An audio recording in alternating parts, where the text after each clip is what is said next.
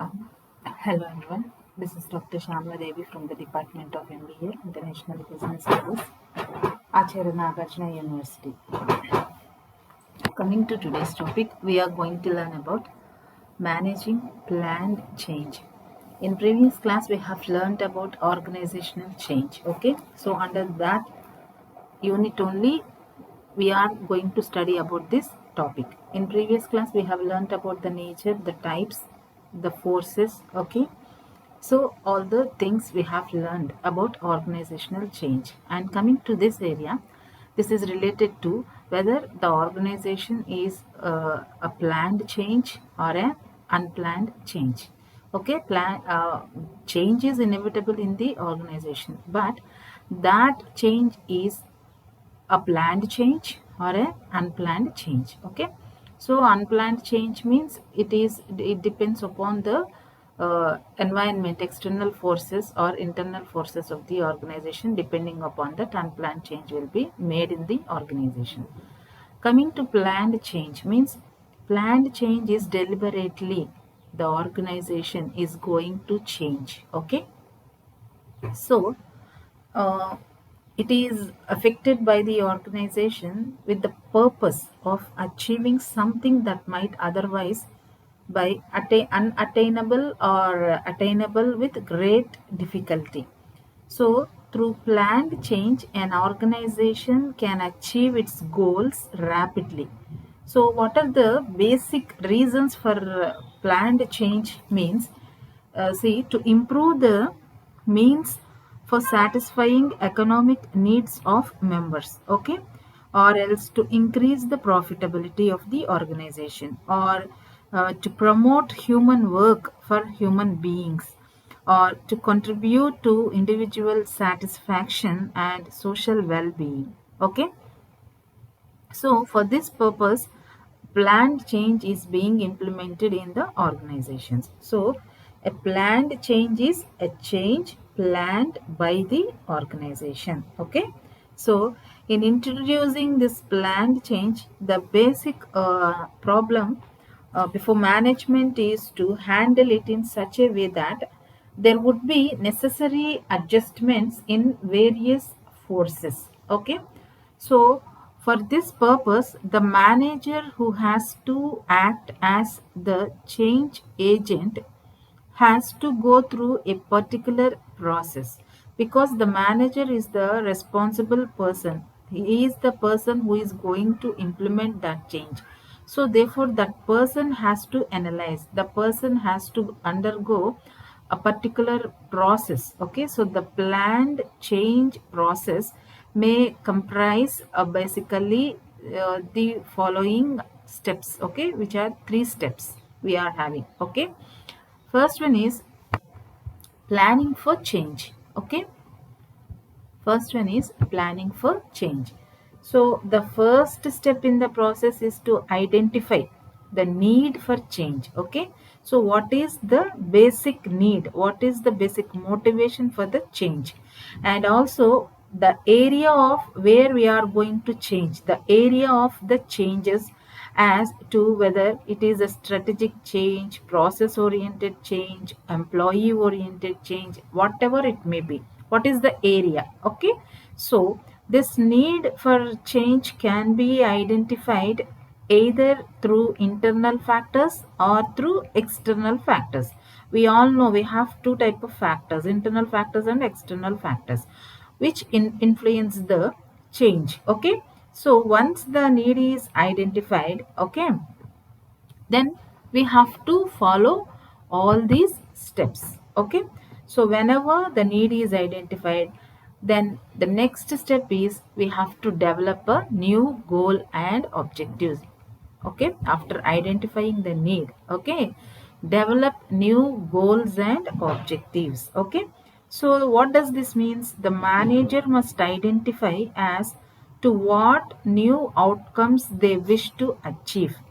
This may be a modification of previous goals due to changed internal and external environment, or it may be a new set of goals and objectives. Okay, so depending upon the need. Okay, we may change the previous goals, or else we may set new goals. It depends upon the internal or external environment. Okay, so finally the manager must identify, okay, as to what new outcomes they wish to achieve. Then coming to second point, select an agent of change. Okay, so the next step is that the management must decide as to who will initiate and oversee this change. Okay. So one of the existing managers may be assigned this duty. Why? Because the manager is the responsible person who has to see, and also he has to be assigned this duty. So even sometimes specialists and consultants are also considered as these agents. Okay, agent change agents. So they may be from we may bring from outside of the organization also to suggest various methods to bring in the change and monitor the change process. So selecting an agent means the person may be either the manager of the organization or else from outside the organization. If outside the organization means, how would be those persons? Means either they may be the specialist persons or else the consultants. Okay, why? Because they may suggest various methods to bring about the change and monitor the change process. Okay, coming to the third aspect under this is select methodology. Okay, so the next important step we can say this, okay, for change, which would be commonly acceptable and correct. As the human tendency is to resist the change, employees' emotions must be taken into consideration when devising such methodology. Okay, so selecting methodology, the next after diagnosing the problem. Okay, sorry, uh, I have missed this point. After selecting an agent of change, diagnosing the problem is the third aspect. So, after selection of the agent, either he may be internal or external, the person who is appointed as the agent of the change will then gather all relevant data, okay, regarding the area or the problem where the change is needed, okay. How he will decide means it depends upon the data that he had been collected. Okay, so this data should be critically analyzed to pinpoint the key issues. Then the solutions can be focused on those key issues. Okay, so this is about the diagnosing the problem. And coming to the next one is selecting methodology. So this methodology means it we can say that this is commonly acceptable and correct, and at the same time we can say that the human tendency is to resist the change, and we have to consider the employees emotions. So we have to take into consider their emotions when devising such methodology. While we are collecting the data, okay, we have to consider the emotions of the employees. Okay, then after that we have to why? Because why we have to consider the employees means whenever we want to adopt a change in the organization means the first person who is going to resist that change is the employees. So therefore we have to collect the data regarding the employees perception, regarding the employees attitude. So we have to consider their emotions, feelings. Okay, then after that we have to develop a plan. Okay, so develop a plan means after devising the methodology, the next step is to put together a plan as to what is to be done. Okay. So for example, if the management want to change promotion policy, okay, then it must decide as to what type of employees will be affected by it, whether to change the policy for all departments at once or try it on a few selected departments first. So you have to develop a plan depending upon that methodology. Okay, means you are going to plan how to do. Okay, depending upon that problem, depending upon that methodology. Okay, so the next one is strategy for implementation of the plan. Okay, so the management must decide on the when, where, how of the plan.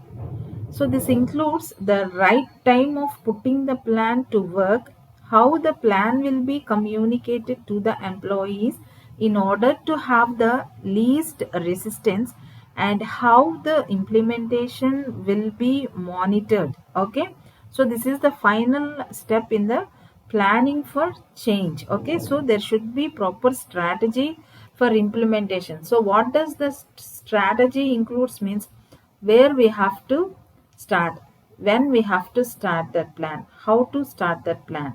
All this includes right time of putting the plan to work. Okay, and also how this plan should be communicated to the employees. This is also very very important. Why? Because then the employees will there will be least resistance from the side of employees if at all we properly communicate to the employees. Okay, and finally implementation will be monitored. So this is about the planned change first step. Okay, after that, assessing change forces. Okay,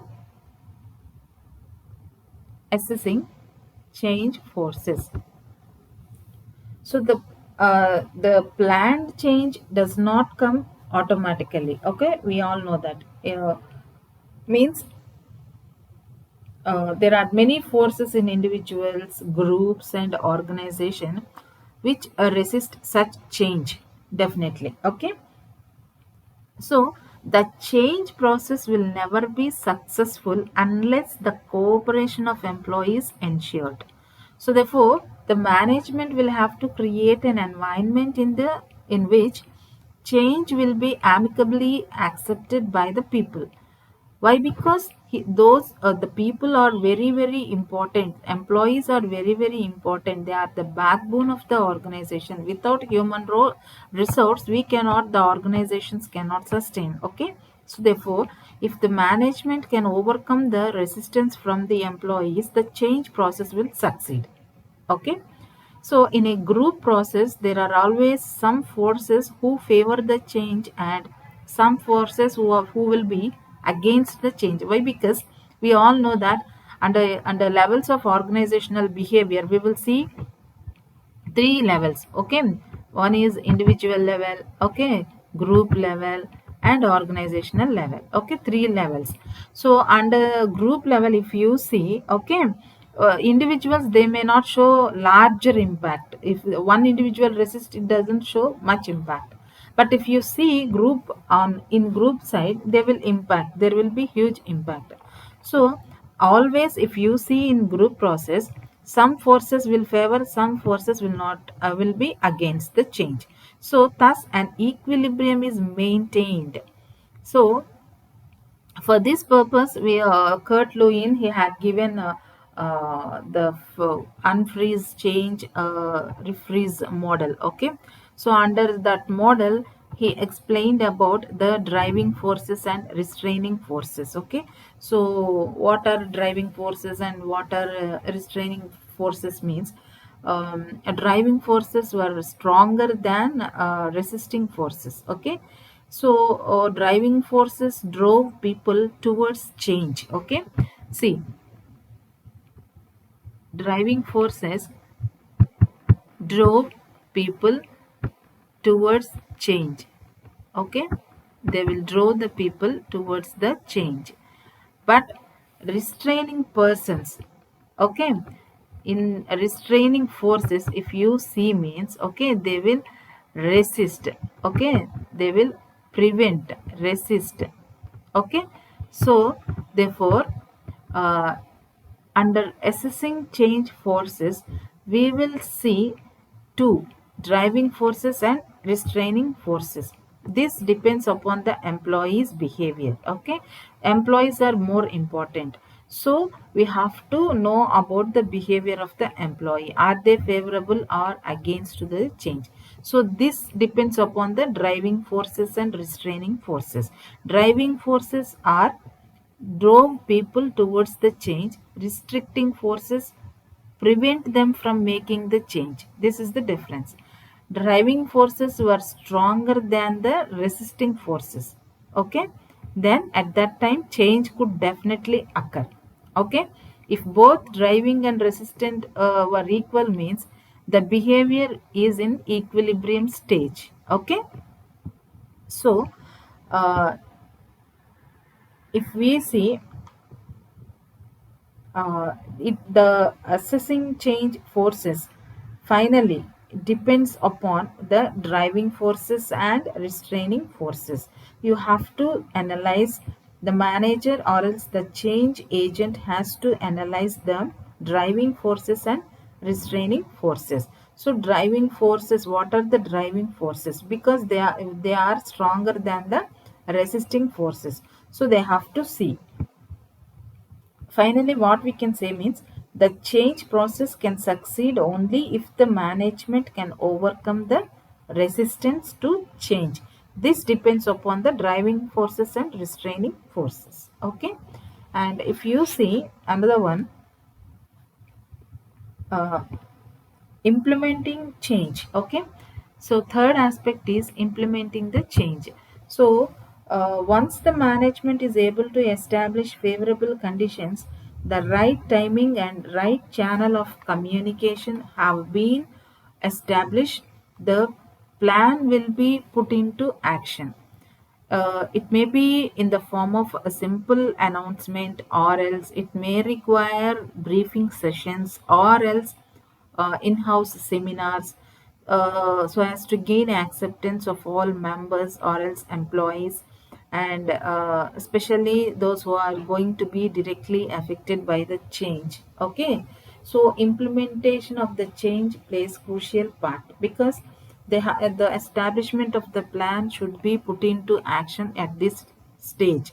So we have to mold the people, we have to mold the members of the organization. Why? Because in order to gain acceptance from them. Okay, so in order to get acceptance from the members, we have to communicate properly to those members. So uh, it may be in the form of simply we can announce the change, or else we may give a seminar, we may give a brief sessions regarding those. Okay, so by this the plan can be implemented. Okay, by evaluating the plan, which comprises of comparing the actual results to the objectives. Okay, so feedback will confirm if these goals are being met, so that if there is any deviation between the goals and actual performance, then corrective measures will be taken. Okay, so plan will be implemented through proper evaluation and through proper